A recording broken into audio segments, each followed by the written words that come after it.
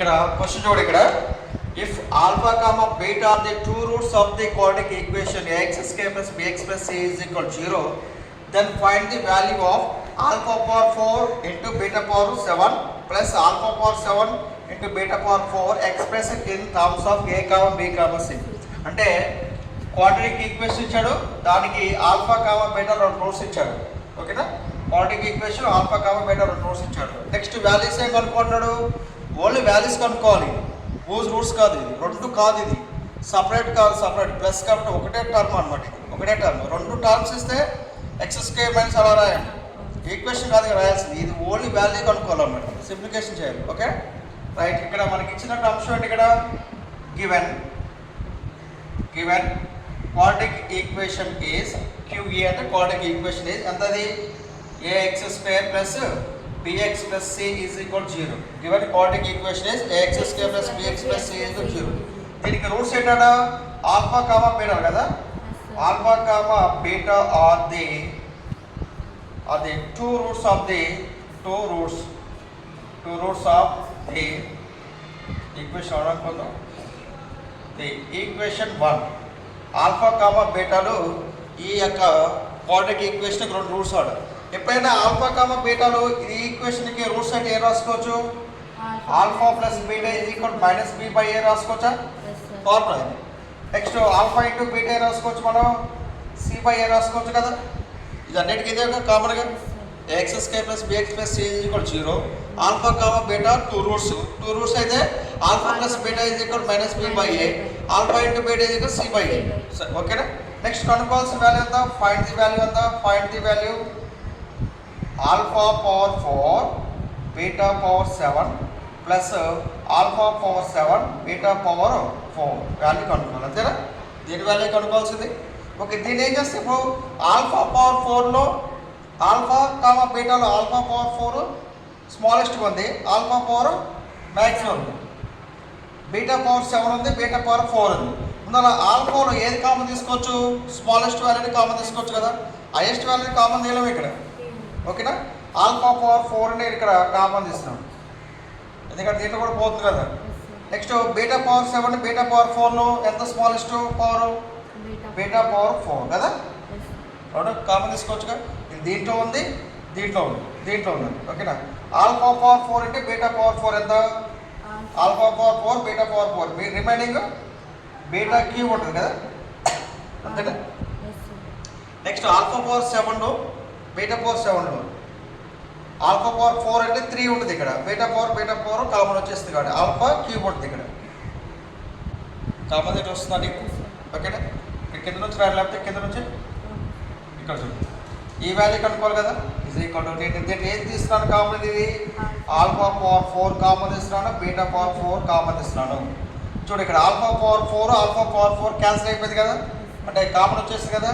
ఇక్కడ beta power 4 ఉంది, దీంట్లో రిమైనింగ్ మిగులుతుంది బీటా క్యూబ్ మిగులుతుంది. Alpha power 4 beta power 4 into beta cube ఎంత, బీటా పవర్ 7 సరిపోయిందా లేదా. నెక్స్ట్ ఇక్కడ ఆల్ఫా పవర్ 4 ఉంది, 7 ఉంది, ఇక్కడ ఆల్ఫా పవర్ 4 ఉంది, ఎంత మిగులుతుంది ఇక్కడ ఆల్ఫా క్యూబ్, బీటా పవర్ 4 సరిపోయిందా లేదా. దీన్ని ప్రొడక్ట్ చేసుకో 5 వచ్చేస్తుంది ఇది. ఓకే, సో ఇది ఆల్ఫా పవర్ 4 బీటా పవర్ 4 ఏం రాసుకోవచ్చు, ఆల్ఫా బీటా పవర్ 4 రాసుకోవచ్చు కదా, మనకి ప్రోడక్ట్లో రాసుకోవాలి ప్లస్లో రాసుకోవాలి కదా. ఇది alpha cube plus beta cube, మరి alpha cube plus beta cube formula ఉందా, లేదు, రాసుకోవచ్చు కదా, ఈ టర్మ్స్లో రాసుకోవచ్చు. ఈ టర్మ్స్లో చూడు direct formula a plus b whole cube is equal to a cube plus b cube plus 3ab into a plus b. ఓకేనా, a plus b whole cube is equal to a cube plus b cube plus 3ab into a plus b అనమాట. మనకి ఈ terms మాత్రమే కావాలి. ఓకేనా, so therefore alpha plus beta whole cube is equal to alpha cube plus beta cube plus 3 alpha beta into alpha plus beta. ఈ term ఒకటే కావాలి. ఇప్పుడు మనం ఏం చేసుకుంటాం, alpha plus beta whole cube minus 3 alpha beta into alpha plus beta is equal to alpha cube plus beta. ఈ term ఇటువైపు వస్తాయి.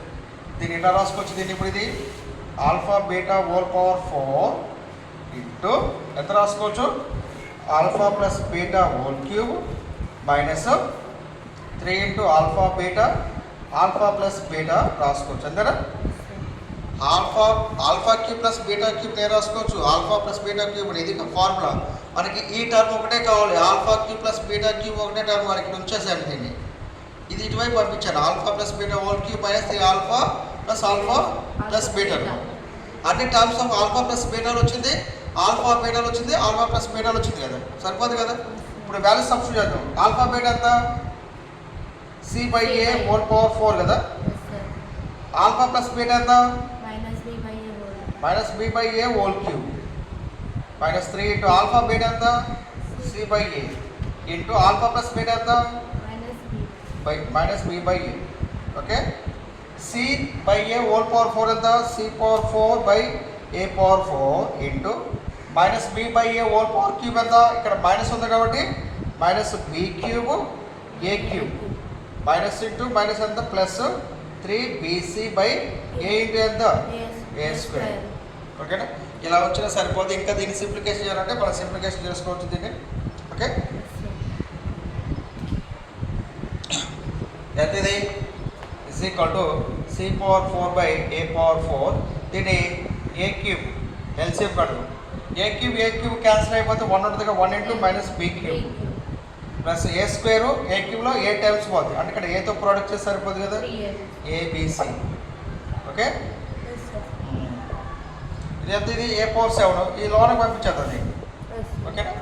క్యాన్సిల్ కావు ఇక్కడ క్యాన్సిల్. ఎంత ఇది minus b cube c power 4 plus 3ab c power 5/a power 7. ఇట్లా వచ్చినా సరిపోద్ది, ఇది సరిపోద్ది, ఇట్లా వచ్చినా సరిపోద్ది. ఓకేనా. ఇది లోన పంపించినా సరిపోద్ది. Alpha power 4 beta power 7 plus alpha power 7 beta power 4 యొక్క ఆన్సర్ ఇది. ఉంది ఇక్కడ మనకు. Okay right. ప్రోడక్ట్ చేసాం minus b cube c power 4 ఇక్కడ c పవర్ 4 అది c పవర్ 5 a పవర్ 4 వస్తుంది. Okay right. ఏం లేదు ఇక్కడ alpha cube plus beta cube యొక్క ఆన్సర్ ఇది గుర్తుపెట్టుకుని సరిపోతుంది. Okay right.